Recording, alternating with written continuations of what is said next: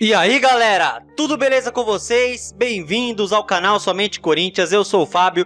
Galera, vídeo de pré-jogo, nesse sábado teremos Corinthians e Vasco na Neoquímica Arena, mais um jogo aí pelo Campeonato Brasileiro, né? O Corinthians que precisa ganhar para se afastar aí do Z4.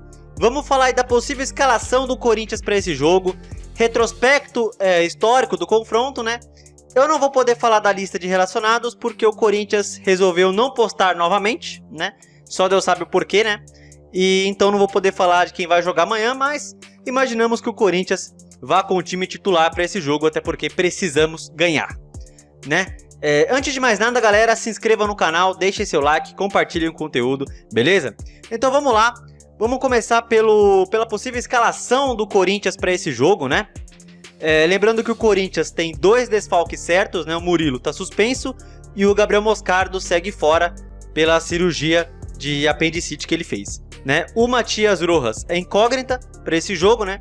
Ele machucou contra o Bahia, ficou fora contra o São Paulo, segue como dúvida aí o Matias Rojas, né? Lembrando que ele sofreu uma entorse no tornozelo. Bom, vamos falar então da possível escalação. No gol, Cássio. Na defesa, Fagner, Gil, Bruno Mendes e Matheus Bidu. No meio de campo, Fausto Vera, Maicon e Renato Augusto. No ataque, Roger Guedes, Adson e Yuri Alberto, né? Eu imagino que no lugar do Murilo vai jogar o Bruno Mendes, né? Até porque se jogar o Caetano, todos concluímos que o Luxemburgo odeia o Bruno Mendes, né? Se jogar o Caetano, então eu acho que joga o uruguaio Bruno Mendes. Na lateral esquerda, o Fábio Santos. A gente sabe que não aguenta jogar sempre, né? Então eu imagino que vai iniciar com o Bidu amanhã. A não ser que o Luxemburgo ame de paixão o Fábio Santos, né? Coisa que nós, torcedores, não estamos adorando ultimamente. Tem também o Maicon, imagino que ele continue no time. E tem também o Adson aqui como meia direita, né? Imagino que o Adson inicie esse jogo, né?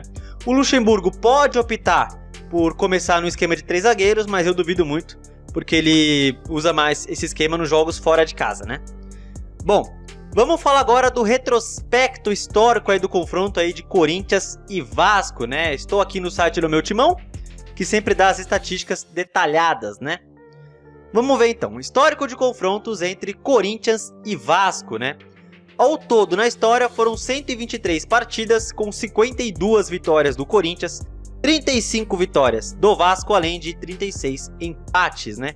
Então, como vocês podem ver, o Vasco é freguês histórico do Corinthians, né? Freguês histórico. O Vasco, galera, para vocês terem uma ideia, está 13 anos sem ganhar do Corinthians. 13 anos. A última vitória do Vasco contra o Corinthians foi pelo Brasileirão de 2010, 2-0 em São Januário, né? E a última vez que o Vasco ganhou em São Paulo foi 1-0 Brasileirão de 2007, né? Teve aquele jogo, gol melancólico do Allan Kardec. Corinthians, se ganhasse, não seria rebaixado, né? Acabou que perdeu aquele jogo, né? Infelizmente. E foi rebaixado no domingo seguinte contra o Grêmio, né? Péssimas lembranças. Bom, gols no confronto. Foram 344 gols, com 182 do Corinthians, 162 do Vasco. Corinthians e Vasco por estádios. O palco que mais recebeu o jogo foi o Pacaembu, 39 jogos, 17 vitórias do Corinthians e 9 do Vasco, né? Na Neoquímica Arena, né, que é o estádio do jogo desse sábado, foram 5 jogos com 4 vitórias do Corinthians e 1 empate, né? Teve o 3-0 de 2015, gols do Renato Augusto, do Gil e do Elias. Teve 1-0 do Jô, né, em 2017, né, que ele faz o gol de braço, né, gol histórico. Teve 1-0 em 2018, gol do Matheus Vital de cabeça. Teve 1-0 em 2019, gol do Ralf. E o último foi em 2020, 0-0. Foi em 2021, na verdade, mas pelo Brasileirão de 2020. Bom, Corinthians e Vasco por campeonatos, né? Eles, obviamente, mais se enfrentaram pelo Brasileirão. 62 jogos com 25 vitórias do Corinthians e 13 vitórias do Vasco. Maiores artilheiros do Corinthians contra o Vasco. O maior é o Nardo com 5 gols em 5 jogos, né? Média de 1 gol por jogo. Tem também o Marcelinho, o Valber, o Jô, o Di Maria e mais alguns aí. O primeiro confronto entre eles foi em 14 de março de 1926, há 97 anos. 2-1 Vasco, um amistoso. A maior goleada do Corinthians no confronto foi em 31 de maio de 95, 5 a 0 no Pacaembu, semifinal da Copa do Brasil, hein? O Corinthians que foi pra final, obviamente, e venceu o Grêmio no Estádio Olímpico, né? No jogo decisivo, foi a primeira Copa do Brasil que o Corinthians ganhou, né? E a maior goleada contra o Vasco foi um 5 a 0. Bom, a maior sequência invicta do Corinthians contra o Vasco é de 20 jogos e é atual, né? De 2010 até aqui, né?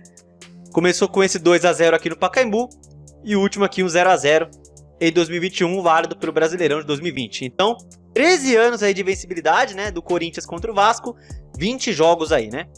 Teve jogo pela Libertadores aqui, né, em 2012, 1 a 0 histórico, gol do Paulinho. Teve até um jogo aqui pela Florida Cup, né, um 4 a 1 em 2017, e o resto aí pelo Campeonato Brasileiro. Bom, os últimos jogos de Corinthians e Vasco, né, teve um 0 a 0 em 2021 pelo Brasileirão de 2020. Teve um 2 a 1 em 2020, gols do Mantuan e do Everaldo em São Januário. Teve 1 a 0 em 2019, gol do Ralf. Teve 1 a 1 na Arena da Amazônia em 2019, gol do Matheus Vital. Teve 1 a 0 em Itaquera em 2018, gol do Vital. E teve um 4 a 1 também aqui em 2018. O jogo foi no Mané Garrincha, foi 3 gols do Romero, né? 3 gols do Romero e 1 do Jadson. Bom, o que vocês acham que vai dar nessa partida, né, galera?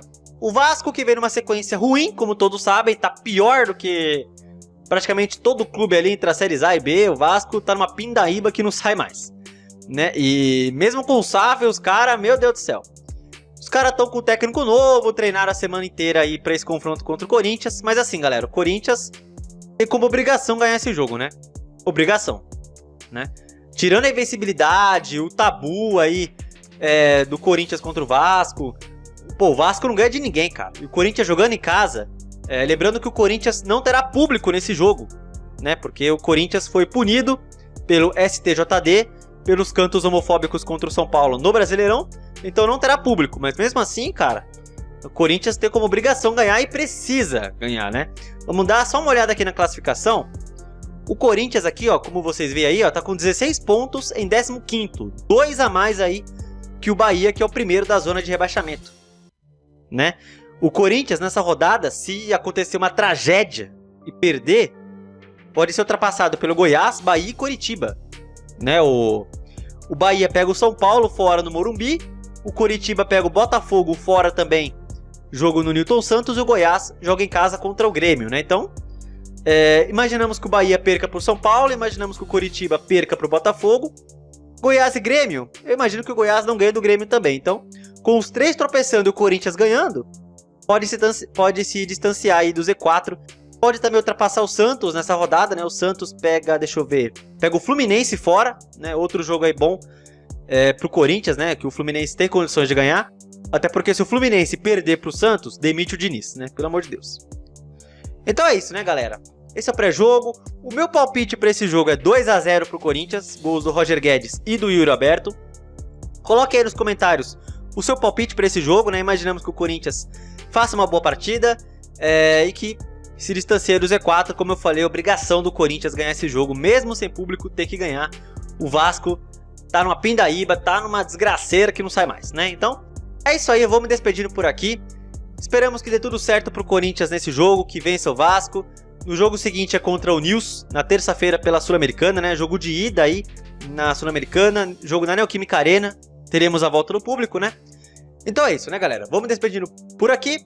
Lembrando que, né, acho que foi hoje, né? Ou foi hoje, né, que o Lucas Veríssimo foi registrado no BID, né? Então ele vai estar apto aí para pelo menos estar no banco de reservas, né? Imagino que não inicie jogando logo de cara, né? Tá um tempo sem jogar, chegou agora, então se for relacionado o Veríssimo vai ficar no banco de reservas, né?